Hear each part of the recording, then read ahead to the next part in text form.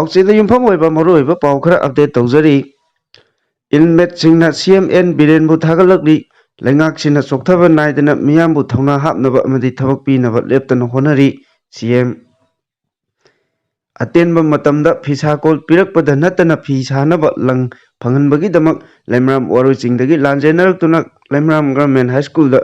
ꯍꯥꯡꯂꯤꯕ relief ꯀꯦꯝꯞꯗ ꯆꯪꯖꯐꯝ ꯂꯧꯗꯨꯅ ꯂꯩꯔꯤꯕ ꯏꯟꯃꯦꯠꯁꯤꯡꯅ ꯆꯤꯞ ꯃꯤꯅꯤꯁꯇꯔ ꯅꯣꯡꯊꯣꯝꯕꯝ ꯕꯤꯔꯦꯟꯕꯨ ꯊꯥꯒꯠꯄ ꯐꯣꯡꯗꯣꯔꯛꯂꯤ꯫ ꯆꯤꯞ ꯃꯤꯅꯤꯁꯇꯔ ꯕꯤꯔꯦꯟꯒꯤ ꯑꯣꯐꯤꯁꯤꯌꯦꯜ ꯐꯦꯁꯕꯨꯛ ꯄꯦꯖꯗ ꯊꯥꯒꯠꯂꯛꯄ ꯚꯤꯗꯤꯑꯣ ꯐꯨꯇꯦꯖ ꯑꯃꯒꯤ ꯃꯇꯨꯡ ꯏꯟꯅ ꯔꯤꯂꯤꯐ ꯀꯦꯝꯞ ꯑꯗꯨꯗ ꯂꯩꯔꯤꯕ ꯏꯟꯃꯦꯠ ꯅꯨꯄꯤ ꯑꯃꯅ ꯐꯣꯡꯗꯣꯛꯈꯤꯕꯗ ꯁ꯭ꯇꯦꯠ ꯑꯁꯤꯗ ꯊꯣꯛꯂꯤꯕ ꯏꯔꯥꯡ ꯑꯁꯤꯅ ꯃꯔꯝ ꯑꯣꯏꯔꯒ ꯂꯩꯃꯔꯥꯝ ꯋꯥꯔꯣꯏꯆꯤꯡꯗꯒꯤ ꯂꯥꯟꯖꯦꯟꯅꯔꯛꯇꯨꯅ ꯂꯩꯃꯔꯥꯝ ꯒꯚꯔꯟꯃꯦꯟꯠ ꯍꯥꯏ ꯁ꯭ꯀꯨꯜꯗ ꯍꯥꯡꯂꯤꯕ ꯔꯤꯂꯤꯐ ꯀꯦꯝꯞꯗ ꯆꯪꯖꯐꯝ ꯂꯧꯗꯨꯅ ꯂꯩꯈꯤꯕꯅꯤ꯫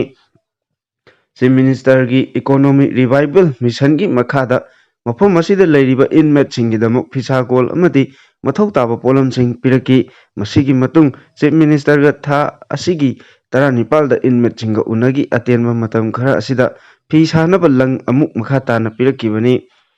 ꯏꯟꯃꯦꯠꯁꯤꯡꯒꯤ ꯌꯥꯏꯐꯅꯕ ꯁꯤꯑꯦꯝꯅ ꯄꯥꯏꯈꯠꯂꯛꯂꯤꯕ ꯈꯣꯡꯊꯥꯡ ꯑꯁꯤꯃꯛ ꯊꯥꯒꯠꯅꯤꯡꯉꯥꯏꯅꯤ꯫ ꯇꯨꯡꯗꯁꯨ ꯁꯤꯑꯦꯝꯅ ꯇꯧꯔꯨꯕ ꯊꯕꯛ ꯊꯧꯔꯝ ꯈꯨꯗꯤꯡꯃꯛꯇ ꯍꯦꯟꯅ ꯃꯥꯏ ꯄꯥꯛꯄ ꯑꯣꯏꯁꯅꯨ ꯍꯥꯏꯅ ꯐꯣꯡꯗꯣꯛꯈꯤ꯫ ꯂꯣꯏꯅꯅ ꯁꯤꯑꯦꯝꯅꯁꯨ ꯈꯣꯡꯊꯥꯡ ꯑꯁꯤꯃꯛ ꯏꯟꯃꯦꯠꯁꯤꯡꯕꯨ ꯑꯃꯨꯛ ꯍꯟꯅ ꯃꯁꯥ ꯃꯔꯣꯝꯗꯣꯝ ꯂꯦꯞꯆꯕ ꯉꯝꯍꯟꯅꯕ ꯌꯥꯝꯅ ꯃꯔꯨꯑꯣꯏꯕ ꯈꯣꯡꯊꯥꯡꯅꯤ꯫ ꯂꯩꯉꯥꯛ ꯑꯁꯤꯅ ꯆꯤꯞ ꯃꯤꯅꯤꯁꯇꯔ ꯌꯥꯟ ꯁ꯭ꯀꯤꯝ ꯑꯃꯗꯤ ꯃꯨꯒꯥ ꯁꯤꯜꯛ ꯕꯥꯏꯕꯦꯛꯀꯤ ꯈꯣꯡꯊꯥꯡ ꯌꯥꯎꯅ ꯇꯣꯉꯥꯟ ꯇꯣꯉꯥꯟꯕ ꯁ꯭ꯀꯤꯝ ꯀꯌꯥ ꯄꯥꯏꯈꯠꯂꯤ꯫ ꯂꯩꯉꯥꯛ ꯑꯁꯤꯅ ꯆꯣꯛꯊꯕ ꯅꯥꯏꯗꯅ ꯂꯝꯗꯝ ꯑꯁꯤꯒꯤ ꯃꯤꯌꯥꯝꯕꯨ ꯊꯧꯅꯥ ꯍꯥꯞꯅꯕ ꯑꯃꯗꯤ ꯊꯕꯛ ꯄꯤꯅꯕ ꯂꯦꯞꯇꯅ ꯍꯣꯠꯅꯔꯤ ꯍꯥꯏꯅꯁꯨ ꯊꯥꯒꯠꯂꯛꯈꯤꯕ ꯚꯤꯗꯤꯑꯣ ꯐꯨꯇꯦꯖ ꯑꯗꯨꯒꯤ ꯀꯦꯞꯁꯟꯗ ꯄꯜꯂꯤ ꯍꯥꯏꯔꯤ꯫ ꯃꯈꯥ ꯇꯥꯔꯛꯄ ꯄꯥꯎꯗ ꯎꯃꯪ ꯀꯣꯛꯊꯣꯛꯇꯨꯅ ꯂꯝ ꯌꯣꯟꯊꯣꯛꯂꯝꯕꯒꯤ ꯋꯥꯊꯣꯛꯀ ꯃꯔꯤ ꯂꯩꯅꯅ ꯀꯦꯁ ꯔꯦꯖꯤꯁꯇꯥꯔ ꯇꯧꯈ꯭ꯔꯦ꯫ ꯈꯨꯒꯥꯗꯥꯝ ꯀꯦꯆꯃꯦꯟꯠ ꯑꯦꯔꯤꯌꯥꯁꯨ ꯑꯣꯏꯔꯤꯕ ꯆꯨꯔꯆꯥꯟꯄꯨꯔ ꯐꯣꯔꯦꯁꯠ ꯗꯤꯚꯤꯖꯟꯒꯤ ꯆꯤꯡꯒꯤ ꯁꯔꯨꯛ ꯎꯁꯤꯡ ꯄꯥꯛꯇꯛꯅꯅ ꯌꯥꯟꯊꯠꯇꯨꯅ ꯂꯝ ꯌꯣꯟꯊꯣꯛꯂꯦ ꯍꯥꯏꯕꯒꯤ ꯋꯥꯊꯣꯛꯀ ꯃꯔꯤ ꯂꯩꯅꯅ ꯆꯨꯔꯆꯥꯟꯄꯨꯔ ꯗꯤꯁꯇ꯭ꯔꯤꯛ ꯄꯨꯂꯤꯁꯅ ꯀꯦꯁ ꯑꯃ ꯔꯦꯖꯤꯁꯇꯥꯔ ꯇꯧꯗꯨꯅ ꯊꯕꯛ ꯄꯥꯏꯈꯠꯄ ꯍꯧꯈ꯭ꯔꯦ꯫ ꯃꯅꯤꯄꯨꯔ ꯂꯩꯉꯥꯛꯀꯤ ꯋꯥꯇꯔ ꯔꯤꯁꯣꯔꯁ ꯗꯤꯄꯥꯔꯠꯃꯦꯟꯠꯅ ꯋꯥꯊꯣꯛ ꯑꯁꯤꯒ ꯃꯔꯤ ꯂꯩꯅꯅ ꯆꯨꯔꯆꯥꯟꯄꯨꯔ ꯗꯤꯁꯇ꯭ꯔꯤꯛ ꯄꯨꯂꯤꯁꯇ ꯋꯥꯀꯠꯂꯛꯄꯗꯒꯤ FIR ꯔꯦꯖꯤꯁꯇꯥꯔ ꯑꯃ ꯇꯧꯗꯨꯅ ꯊꯤꯒꯠꯄ ꯍꯧꯈꯤꯕꯅꯤ ꯍꯥꯏꯔꯤ꯫ ꯋꯥꯊꯣꯛ ꯑꯁꯤꯒ ꯃꯔꯤ ꯂꯩꯅꯅ ꯃꯃꯥꯡꯗ Churachandpur forest ꯗꯤꯚꯤꯖꯟꯒꯤ divisional forest ꯑꯣꯐꯤꯁꯥꯔꯅ district ꯑꯁꯤꯒꯤ ꯗꯤꯄꯨꯇꯤ ꯀꯃꯤꯁꯅꯔꯗ ꯆꯦꯔꯣꯜ ꯊꯥꯗꯨꯅ ꯋꯥꯊꯣꯛ ꯑꯣꯏꯔꯤꯕ ꯂꯝ ꯑꯁꯤꯒꯤ ꯂꯤꯒꯦꯜ ꯁ꯭ꯇꯦꯇꯁ ꯑꯃ ꯂꯦꯟꯗ ꯑꯣꯅꯔ ꯆꯤꯞꯀ ꯃꯔꯤ ꯂꯩꯅꯕ ꯗꯤꯇꯦꯜ ꯔꯤꯄꯣꯔꯠ ꯄꯤꯈꯠꯂꯛꯅꯕ ꯈꯪꯍꯟꯕꯁꯨ ꯂꯩꯈ꯭ꯔꯕꯅꯤ꯫ ꯃꯁꯤꯗ ꯅꯠꯇꯅ ꯗꯤꯁꯇ꯭ꯔꯤꯛ ꯑꯁꯤꯒꯤ DCꯅ ꯃꯔꯤ ꯂꯩꯅꯕ ADCꯗ ꯋꯥꯊꯣꯛ ꯑꯣꯏꯔꯤꯕ ꯂꯝ ꯑꯁꯤꯒꯤ ꯃꯇꯥꯡꯗ ꯃꯄꯨꯡ ꯐꯥꯅ ꯊꯤꯖꯤꯜꯂꯒ ꯔꯤꯄꯣꯔꯠ ꯑꯃ ꯄꯤꯈꯠꯂꯛꯅꯕꯁꯨ ꯈꯪꯍꯟꯈ꯭ꯔꯦ ꯍꯥꯏꯔꯤ꯫ ꯄꯟꯕ ꯌꯥꯕꯗꯤ ꯔꯤꯖꯥꯔꯚ ꯑꯃꯗꯤ ꯄ꯭ꯔꯣꯇꯦꯛꯇꯦꯗ ꯐꯣꯔꯦꯁꯠ ꯑꯦꯔꯤꯌꯥꯗ ꯁ꯭ꯇꯦꯠ ꯂꯩꯉꯥꯛꯅ ꯌꯥꯎꯅ ꯇꯣꯉꯥꯟ ꯇꯣꯉꯥꯟꯕ ꯑꯣꯔꯒꯅꯥꯏꯖꯦꯁꯟ ꯅꯠꯇ꯭ꯔꯒ ꯐꯣꯔꯦꯁꯠ ꯄ꯭ꯔꯤꯖꯥꯔꯚꯦꯁꯟꯒ ꯃꯔꯤ ꯂꯩꯅꯅ ꯊꯕꯛ ꯅꯠꯇꯅ ꯁꯦꯟꯇꯔꯒꯤ ꯑꯌꯥꯕ ꯌꯥꯎꯗꯅ ꯁꯤꯖꯤꯟꯅꯕ ꯌꯥꯗꯕꯒꯤ ꯋꯥꯐꯝꯁꯨ ꯂꯩꯔꯤꯕꯅꯤ꯫ ꯐꯤꯚꯝ ꯑꯁꯤꯗ ꯆꯤꯡꯒꯤ ꯁꯔꯨꯛ ꯑꯃꯕꯨ ꯎ ꯄꯥꯛꯇꯛꯅꯅ ꯌꯥꯟꯊꯠꯂꯒ ꯌꯣꯜꯂꯦ ꯍꯥꯏꯕꯒꯤ ꯋꯥꯐꯝ ꯂꯥꯛꯄ ꯑꯁꯤꯅ ꯃꯤꯌꯥꯝꯗ ꯑꯉꯛꯄ ꯄꯣꯛꯍꯟꯕꯇ ꯅꯠꯇꯅ ꯋꯥꯊꯣꯛ ꯑꯣꯏꯔꯤꯕ ꯂꯝ ꯑꯁꯤ ꯀꯅꯥꯅ ꯌꯣꯜꯂꯤꯕꯅꯣ ꯍꯥꯏꯕ ꯋꯥꯍꯪ ꯑꯃꯁꯨ ꯂꯥꯛꯂꯤꯕꯅꯤ꯫ ꯁ꯭ꯇꯦꯠ ꯑꯁꯤꯒꯤ ꯇꯣꯉꯥꯟ ꯇꯣꯉꯥꯟꯕ ꯆꯤꯡꯒꯤ ꯃꯐꯝꯁꯤꯡꯗ ꯂꯩꯔꯤꯕ ꯔꯤꯖꯥꯔꯚ ꯑꯃꯁꯨꯡ ꯄ꯭ꯔꯣꯇꯦꯛꯇꯦꯗ ꯐꯣꯔꯦꯁꯠ ꯑꯦꯔꯤꯌꯥꯁꯤꯡꯗ ꯂꯅꯥꯏ ꯃꯤꯑꯣꯏꯁꯤꯡꯅ ꯎꯃꯪ ꯀꯣꯛꯊꯣꯛꯇꯨꯅ ꯈꯨꯟꯗꯥ ꯁꯤꯜꯂꯦ ꯍꯥꯏꯕꯒꯤ ꯋꯥꯐꯝ ꯂꯥꯛꯄꯗꯒꯤ ꯂꯩꯉꯥꯛꯅ ꯑꯦꯛꯁꯟ ꯂꯧꯈꯠꯄꯗꯒꯤ ꯃꯃꯥꯡ ꯆꯍꯤꯒꯤ ꯃꯦ 3ꯗꯒꯤ ꯉꯁꯤ ꯐꯥꯎꯕ ꯁ꯭ꯇꯦꯠ ꯑꯁꯤꯗ ꯏꯔꯥꯡ ꯊꯣꯛꯂꯛꯄꯅꯤ ꯍꯥꯏꯅꯁꯨ ꯑꯈꯪ ꯑꯍꯩꯁꯤꯡꯅ ꯐꯣꯡꯗꯣꯛꯅꯕ ꯂꯩꯔꯤꯕꯅꯤ꯫ ꯃꯈꯥ ꯇꯥꯔꯛꯄ ꯄꯥꯎꯗ ꯃꯅꯤꯄꯨꯔꯗ ꯆꯤꯟ ꯁ꯭ꯇꯦꯠ ꯀꯗꯥꯏꯗ ꯂꯩꯕꯒꯦ ꯍꯥꯏꯕ PMꯅ ꯁꯦꯡꯗꯣꯛꯀꯗꯕꯅꯤ 𝗧𝗪𝗧 ꯃꯅꯤꯄꯨꯔꯗ ꯊꯣꯛꯂꯤꯕ ꯏꯔꯥꯡ ꯑꯁꯤꯗ ꯄ꯭ꯔꯥꯏꯝ ꯃꯤꯅꯤꯁꯇꯔ ꯑꯃꯁꯨꯡ ꯌꯨꯅꯤꯌꯟ ꯗꯣꯅꯔ ꯃꯤꯅꯤꯁꯇꯔꯅ ꯑꯆꯥꯛꯄ ꯃꯩꯗ ꯊꯥꯎ ꯍꯩꯖꯤꯟꯕꯒꯤ ꯊꯕꯛ ꯂꯦꯞꯀꯗꯕꯅꯤ꯫ ꯃꯅꯤꯄꯨꯔꯗ ꯆꯤꯟ ꯁ꯭ꯇꯦꯠ ꯀꯗꯥꯏꯗ ꯂꯩꯕꯒꯦ ꯍꯥꯏꯅ ꯃꯅꯤꯄꯨꯔ ꯄ꯭ꯔꯗꯦꯁ ꯀꯪꯒ꯭ꯔꯦꯁ ꯀꯃꯤꯇꯤꯒꯤ ꯄ꯭ꯔꯁꯤꯗꯦꯟꯠ ꯀꯩꯁꯥꯝ-ꯃꯦꯘꯆꯟꯗ꯭ꯔꯅ ꯄ꯭ꯔꯥꯏꯝ ꯃꯤꯅꯤꯁꯇꯔ ꯅꯔꯦꯟꯗ꯭ꯔ ꯃꯣꯗꯤꯗ ꯍꯪꯈ꯭ꯔꯦ꯫ ꯒꯧꯍꯥꯇꯤꯒꯤ ꯔꯤꯖꯥꯔꯚ ꯚꯕꯟꯗ ꯄꯥꯡꯊꯣꯛꯈꯤꯕ ꯄꯥꯎꯃꯤꯁꯤꯡꯒ ꯎꯅꯕ ꯑꯃꯗ ꯃꯦꯘꯆꯟꯗ꯭ꯔꯅ ꯍꯥꯏ ꯃꯤꯅꯤꯁꯇ꯭ꯔꯤ ꯑꯣꯐ ꯗꯣꯅꯔꯅ ꯐꯣꯡꯕ ꯗ꯭ꯔꯥꯐꯠ ꯅꯣꯔꯊ-ꯏꯁꯠ ꯚꯤꯖꯟ ꯄ꯭ꯂꯥꯟ 2048ꯇ ꯆꯤꯟ ꯁ꯭ꯇꯦꯠ ꯑꯣꯐ ꯃꯅꯤꯄꯨꯔ ꯍꯥꯏꯕ ꯋꯥꯐꯝ ꯑꯃ ꯍꯥꯞꯆꯤꯜꯂꯛꯄ ꯑꯁꯤꯅ ꯅꯨꯡꯅꯥꯡꯕ ꯐꯥꯎꯍꯜꯂꯦ꯫ ꯃꯅꯤꯄꯨꯔꯗ ꯊꯥ 13 ꯍꯦꯟꯅ ꯃꯩ ꯆꯥꯛꯇꯨꯅ ꯂꯥꯛꯂꯤꯕ ꯐꯤꯚꯝ ꯑꯁꯤꯗ ꯆꯤꯟ ꯁ꯭ꯇꯦꯠ ꯑꯣꯐ ꯃꯅꯤꯄꯨꯔ ꯍꯥꯏꯕ ꯋꯥꯐꯝ ꯑꯃ ꯄꯨꯊꯣꯔꯛꯄ ꯑꯁꯤꯅ ꯑꯆꯥꯛꯄ ꯃꯩꯗ ꯊꯥꯎ ꯍꯩꯖꯤꯟꯕꯒꯨꯝ ꯊꯣꯛꯍꯜꯂꯦ꯫ ꯑꯁꯤꯒꯨꯝꯕ ꯊꯧꯑꯣꯡ ꯑꯁꯤ ꯏꯟꯗꯤꯌꯥꯒꯤ ꯄ꯭ꯔꯥꯏꯝ ꯃꯤꯅꯤꯁꯇꯔ ꯑꯃꯁꯨꯡ ꯌꯨꯅꯤꯌꯟ ꯗꯣꯅꯔ ꯃꯤꯅꯤꯁꯇꯔꯅ ꯂꯦꯞꯀꯗꯕꯅꯤ꯫ ꯃꯅꯤꯄꯨꯔꯗ ꯃꯦ 3ꯗꯒꯤ ꯏꯔꯥꯡ ꯊꯣꯛꯈ꯭ꯔꯕ ꯃꯇꯨꯡ ꯂꯣꯛ ꯁꯚꯥꯒꯤ ꯑꯣꯄꯣꯖꯤꯁꯟ ꯂꯨꯆꯤꯡꯕ ꯔꯥꯍꯨꯜ ꯒꯥꯟꯙꯤꯅ 3ꯂꯛ ꯃꯅꯤꯄꯨꯔꯗ ꯂꯥꯛꯈ꯭ꯔꯦ꯫ ꯍꯟꯗꯛꯇ ꯑꯥꯒꯁꯠ 15ꯗ ꯃꯍꯥꯛꯅ Prime Minister bu Manipur da soidana chatnaba amuka hanna appeal tawkhiba laikre adubu Prime Minister na Manipur da chatnaba amasung miyamga unaningbagi apamba laitri amaromda Congress lusingba Rahul Gandhi na Delhi da Manipur gi miyamga unaki haukiba me ahumdagi thokliba irang asidagi ngasi phawa Delhi da oirabasu Prime Minister na Manipuri miyamga unaningdriba karigino hangki Chin State of Manipur haiba wahi sizinariba asi sahi ama hena mai hogduna chaklaba Manipur da Modi lengak amadi BJP gi N.Birena luchingba lengak asina lamdam masida ingtha tapthaba amasung mahusagi pibamda hanjilaknaba honariba adugi charuk ama oiribra hangki Manipur da Chin State kadai da laibage haina Prime Minister da hangki North-East Council gi maru oiba document ama oiriba draft North-East Vision Plan 2028 asida yauriba Chin State of Manipur hairiba asi kanana semkibage haina Union Donor Minister da hangki Manipur gi map ki wangmada Chin State semkiba leite amasung Manipur gi apunbagi saktam amasung ngamkai kahendana thamgani haina Prime Minister masamangna official statement ama thokadabani masi Manipur miyamna taraina lobu chumloi maram asina Prime Minister ga Manipur da lakpa pamdraba amasung miyamga unaba pamdrabadi mahaki mafamda tongan ba wahangsing hangingi haiki NEC gi document asida palliba asigi matung inna Manipur Chin State haiba ama naronda semjinduna BJP lengakna haujik leiriba Manipur bu machet tana thugainaba aronba thorang tawrabra Manipur da sunglai leitaba Manipur gi Chin State haiba ama semnaba mahaki donor ministry na changsilaba phawbada Prime Minister na karamna tumina leisilibano Delhi amasung Imphal da leiriba BJP gi double engine lengak asina kumja 2023 phawbugi manungda Manipur gi ngamkhaida hakthengnana singnaba thoksil chatharabra draft NEC Vision Plan asida Chin State of Manipur haiba aranba wahi hapjiluba asigidamak Union Donor Minister 𝗧𝗢𝗕𝗓𝗓 𝗧𝗔𝗓𝗓𝗓 pham thadokloidage Manipur gi ngamkhaida akaiba thohangadaba vision document ama mahaki donor ministry na semliba phawbada PM na karigi tumina lesilibano Manipur da Chin State ama semduna Manipur thugainaba PM na aronba thorang chatharabra hangki Modi lengakna naronda amasung atamdana Chin State haiba ama semnaba thoksil chathaba Chief Minister N.Birena factually error-ni hairibasigi wahanthok karino haina mahakna hangki Maka tarakpa atopa pauda Thonglang High School Maheroi Chani Oja Mari Khaktana Mahei Tambiri Senapati District ki manung chanba Thonglang Akutpa Village da leiba Thonglang High School da Maheroi Chani lengaki Oja Mari Khaktana Mahei Tambiri Oja matik chana thambinaba khonjasingna lengaki Education Department ge puning chingsilakli kumja 1958 ta lingkhatkiba school asi kumja 2012 da high school gi thakta upgrade tawkibani loinana haukiba chahi ahum mari asidagi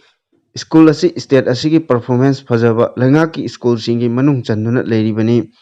handakta phal lauthukiba high school living certificate examination da mahiroi chada chama pass tawkiba asigi damak lengaki Department of School Education na sakhangba oina pungning thogat pirakiba laikhrabani class KG dagi horaga class 10 phawba school asida hojik mahiroi punna chanirom hena leiri adubu school asida lengaki ojadi somnatagi mari khaktani school asida oja leitaba asi yenglaga village authority na khul asigi lairik laisu hairaba nahasing mahiroi sing adugi yenglaga apikpa senpham kharatamak piraga lairik takhalli school asida oja mari khaktana mahiroi sing lairik takpiringaigi chairak asida school asigi assistant headmistress pu headmistress ta promotion piraba matungda atopa school da transfer tobikre hojik mahaki mahut sinbinaba kanagumba amata leite school adugi mahiroi singidamak yenglaga amasung school asibu hena phagat hannabagi damak education department na oja matik chana thabiraktuna matung tarakpada hena phaba school ohenbada mateng pangbinaba village authority gi maikeidagi phongdorakli school asigi oina hena phaba mahiroi puthokpa ngamnabagi damak lengakna mathematics amasung science ki ojasing hapinaba Thonglang akutpagi khunjasingna phongdorakli Maka tarakpa pauda ban chogotpasingna MHRC gi timbu noneda changhalakhidre Kangpokpigi Saitu AC amasung Churachandpur gi Honglep AC gi manungda Rongmai nagasingna खुंदादुना लेरिबा मफमसिंग असि नोने district administration की मखादा लेहल्लु हाइबा demand तौरदुना था असिगी 19 की अहिंग नोंयाइदगी चथरकिबा बन असिदा DIG याउना चटखिबा MHRC की टीम नोनेदा चंगहलखिद्रे कमीशन असिगी चेयरपर्सन जस्टिस 𝗧𝗢𝗕𝗚 लुचिंगबा ऑफिशियल कांबू असिना नोनेदा चतुना डिस्ट्रिक्ट अदुगी सिविल सोसाइटी ऑर्गेनाइजेशन सिंग अमदी लेंगाकी ऑफिशियल सिंग उनदुना मिफम पांथोकनबा ngasi चटखिबनी अदुबु बन सौगटपदा यावरिबा मियोइसिंगना कांबू असि खोंगलोई पार्ट 2 दा थत्तुना चलहनखिदबनी रोंगमई नागा काउंसिलना बन असि चथरखिबनी लंबी थिंगलिबा मियोइसिंगना मिहुत कांबू अदुदा थमलखिबा मतुंग इन्ना डिस्ट्रिक्ट हेडक्वार्टर असि कांगपोकपी ओइबना मखोइगी मथौ तारकपा मतमदा कुदोंचादबा कया अमा मायोकनरी बन सौगटपसिंग अदुना थत्पदगी MHRC की मिहुत कांबू अदु इम्फाल तमना हलकी तुंगदा पात्रोई पुलिस स्टेशन दा चंगदुना स्टेशन अदुगी ओइरिबा फिबमसिंग यंगसिनखी पुलिस स्टेशन अदुदा कुमजा 19,537 दगी हौरगा केस 538 पेंडिंग दा लेरंबा थेंगनरकी चेयरपर्सन की माइकैदगी IGP Zone 1 दा पुलिस स्टेशन अदुगी केस कया अमा पेंडिंग दा लेरिबा अदु यंगसिनदुना अथुबदा लोसिनहनबा वाफमसु थमलमखि हाइरि मखा तारकपा पाउदा SBI अमसुंग NSDMA की मरक्ता MOU साइन तौनखरे SBI General Insurance अमसुंग Nagaland state disaster management authority NSDMA की मरक्ता पैरामेडिक इंश्योरेंस की मतंगदा मेमोरेंडम ऑफ अंडरस्टैंडिंग MOU अमा खुयेक पिनखरे हाइरि SBI ना थादोरप चिरोल अमना हारिबा इंश्योरेंस असि नागालैंड की स्टेट पुंबदा चनगनी मसी चही अहुमगी ओइबा मतमनी मसिना महुचागी थोरप कुदोंथिबा थौदोकसिंगदा मतेंग पांगनी खोंथांग असिना नागालैंड की डिजास्टर मिटिगेशन अमसुंग रेजिलेंस ट्रेजेडी दा चाउना अहोंगबा पुरकपा ngamlagani नेचुरल कैलामिटी अमा हेक्ता थोरकपा मतमदा यामना थुना रिकवरी तौनबा पांदम थमली खंगौदना थोरकपा महुसागी ओइबा थौदोकसिंग असिना लेबाक चिनबा थुंगना अमसुंग मालेम पुंबदा चाउना इकोनॉमी मांगल्ली इंडिया की स्टेट सिंगी मनुंगदा नागालैंड असिसु असिगुंबा थौदोकसिंग यामना थोकनबा स्टेट अमनी नागालैंड डिजास्टर स्टैटिस्टिक्स रिपोर्ट 2022 की मतुंग इन्ना इसिंग अमसुंग क्लाइमेट का मरी लेनबा थौदोकसिंग कुमजा 2019 दगी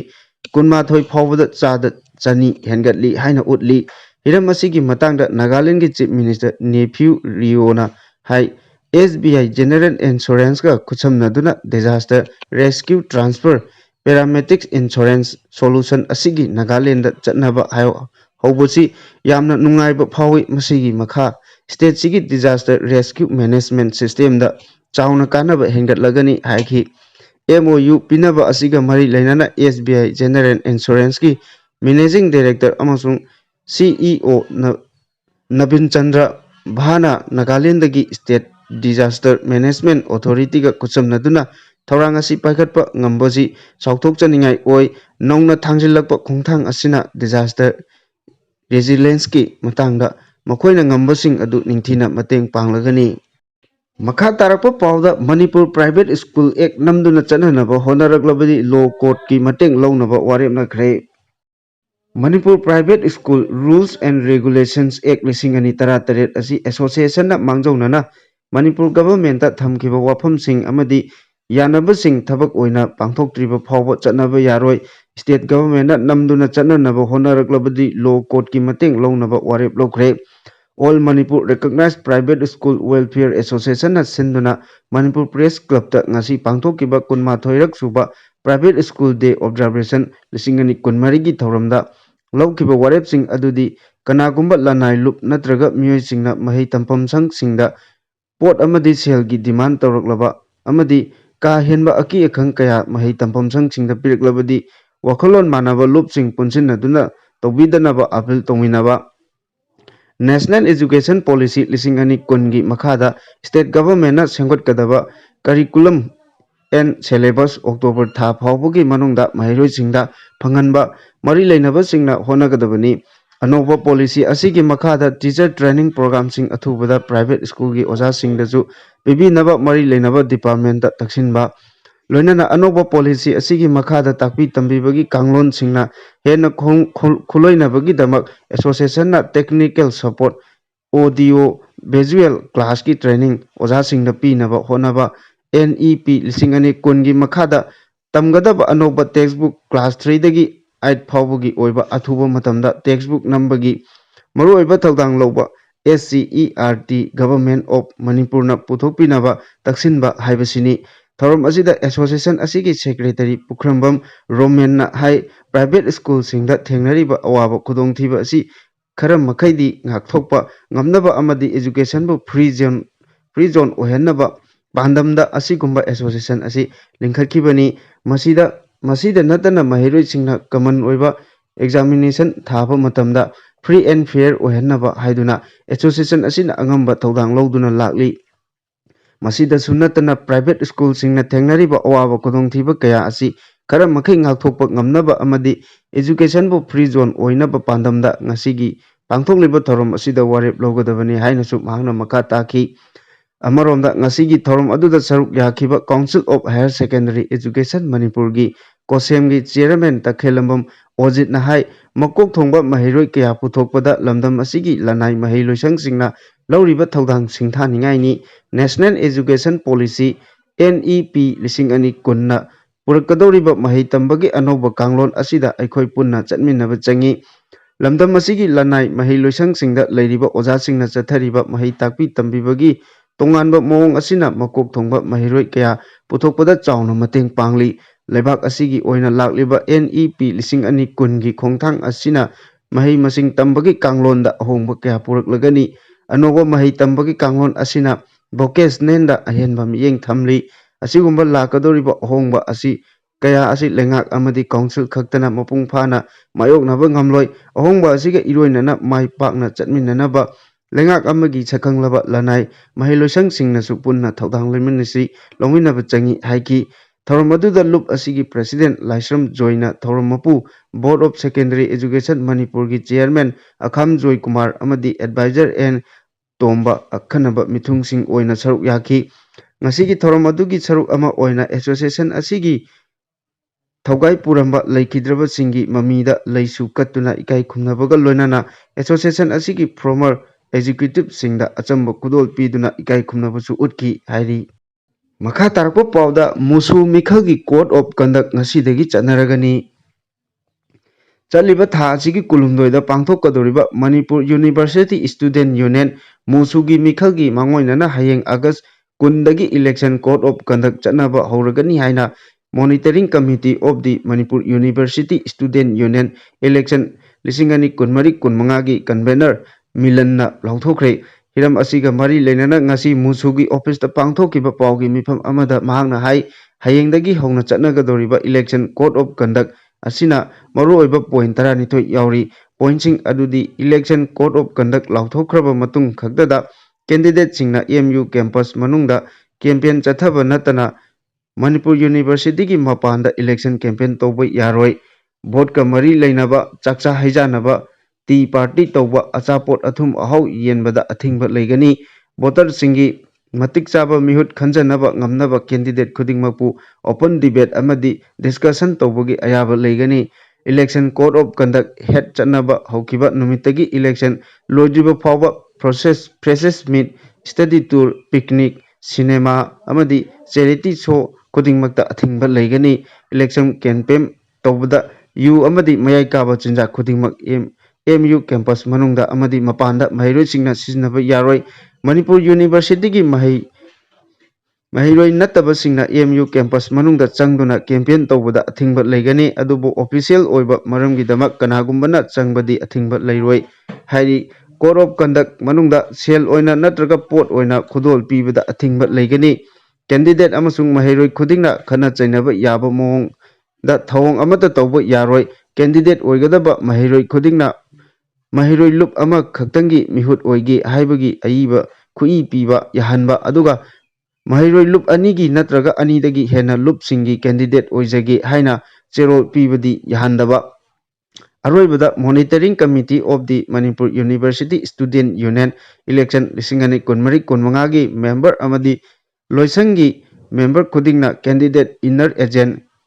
ꯄ꯭ꯔꯄꯣꯖꯔ, ꯁꯦꯀꯦꯟꯗꯔ ꯑꯃꯗꯤ ꯑꯦꯀꯥꯎꯟꯇꯤꯡ ꯑꯦꯖꯦꯟꯠ ꯑꯣꯏꯕ ꯌꯥꯗꯕ꯫ ꯄꯣꯏꯟꯇꯤꯡ Pointsing asi candidate sing amadi vote asida saruk yariba mahiroi punamakna ngakna chatpiyu haina mahakna appeal tokhi.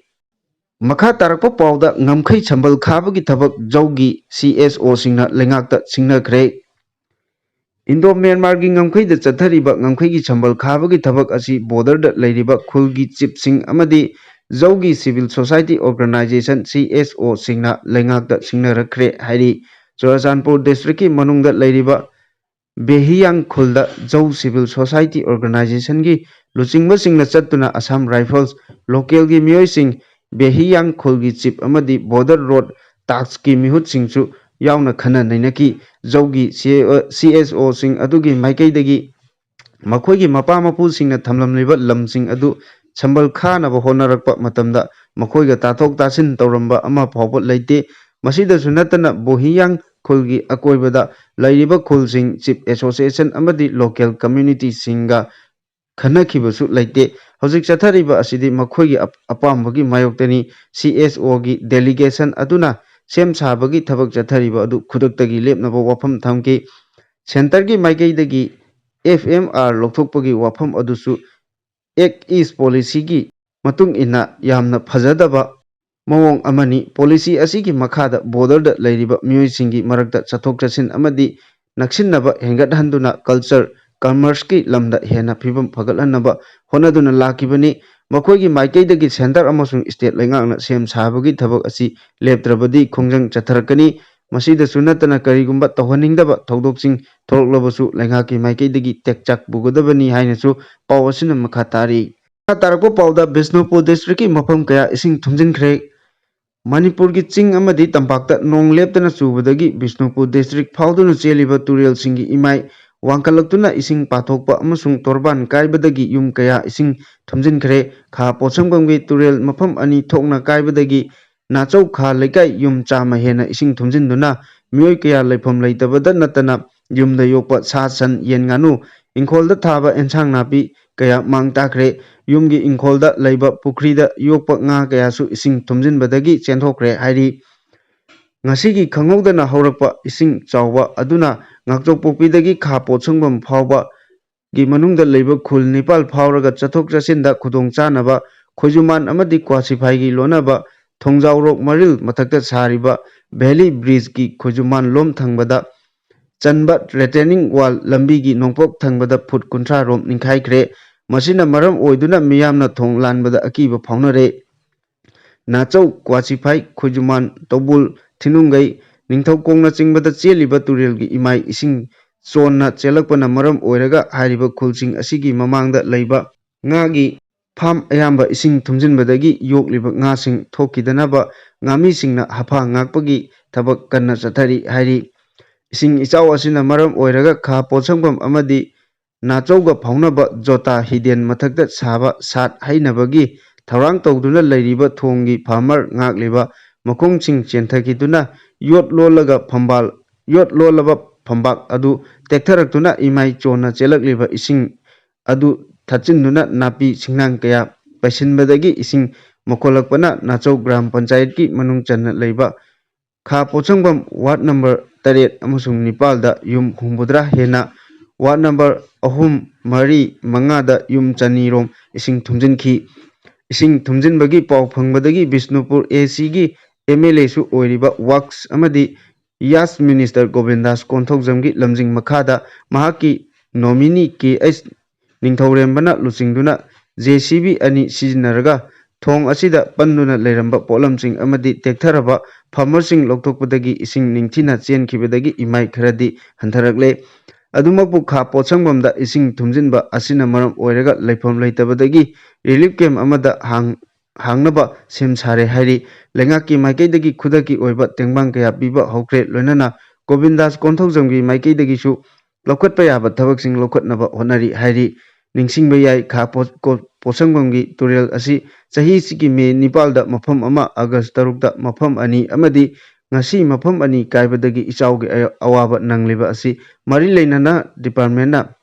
matam chana yengsinbega loinana ichau thoktringaida lokotpa yaba thabaksing lokalamlabadi ngasigi ichaugi awaba nangliba asi nanglamloi haina kha pochongbam amadi nachaugi khunjasingna phondorakli haujik nong asina leptana churaklabadi Bishnupur district ki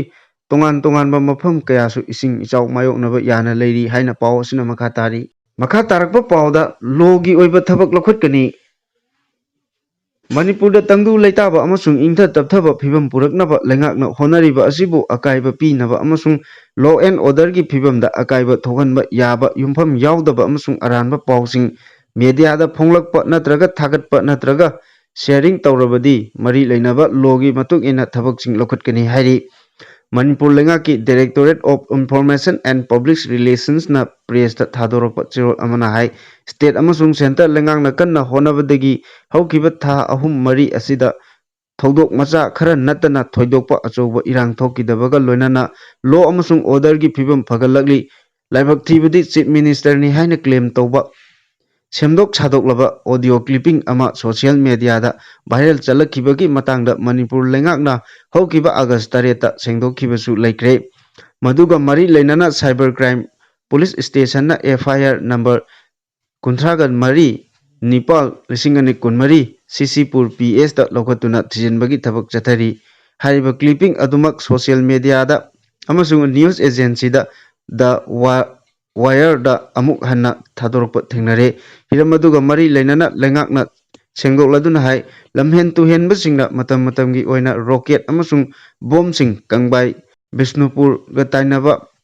mafamsing Imphal East More Jiribamna singmada kapsilakpagi pau phangbaga loinana state police amasung atai agency singna maral leiba sing phanaba thabaksing lokhatkhi masiga mari leinana FIR kaya marumsu lokhattuna NIA na singba agency singda thigatpagi thabak chathari marak asida asigumba yumpham yaudaba semjin sajanba clipping sing sandoktuna miyamda lana uhanba asi anti national oiba thawongni amasung furup singi marakta thajanadaba amasung yengthinaba pawanduna nungsi chanabagi marida akaiba pibaga loinana state asigi law and order gi phibamda soksin hannaba honabani haina lawi maram asina asigumba aranba wafam sing social media amasung pausingda yaurapada miyamna thajabigano loinana semjin sajinba amasung aranba pausing media ama hektagi khuthangda sandokpada saruk yabigano yumpham yaudaba amasung aranba pausing sandokpada chenaramba miyoi khudimak amata khaktana mari leinaba lebak asigi